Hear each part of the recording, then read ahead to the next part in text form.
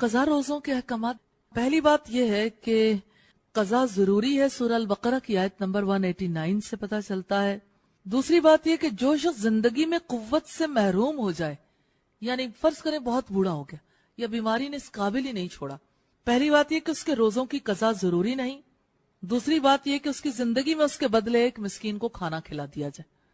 یعنی جو شخص بڑھاپے کی اس انتہا کو پہنچ گیا، روزہ نہیں رکھ سکتا، اب اس کے بدلے میں ضروری نہیں کہ کوئی روزہ رکھے، اس کے بدلے میں ایک مسکین کو کھانا کھلا دیں بس کافی ہے۔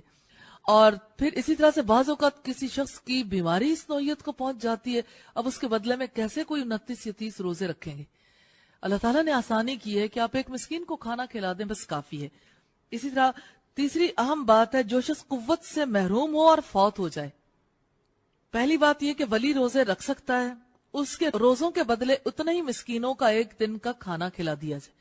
یعنی قوت سے محروم شخص اگر اپنی زندگی میں روزے نہیں رکھ سکا، فدیہ بھی نہیں دیا، تو جب وہ چلا جاتا ہے تو فدیہ دے کے بھی کام ہو سکتا ہے، لیکن اگر ولی چاہے کہ میں ضرور روزے رکھ لوں تو وہ روزے رکھ لے۔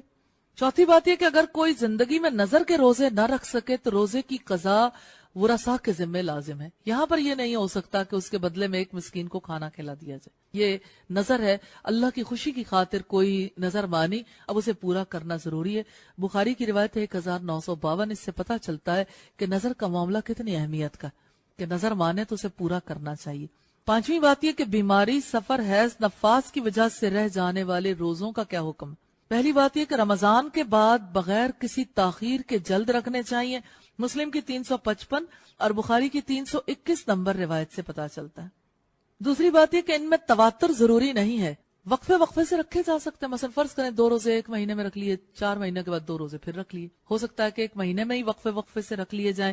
بخاری میں تعلیقاً قبل الحدیث 1950 نمبر حدیث میں یہ ہے۔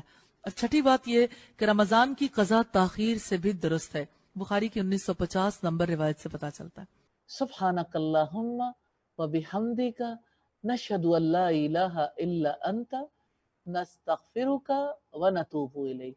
السلام علیکم ورحمۃ اللہ وبرکاتہ۔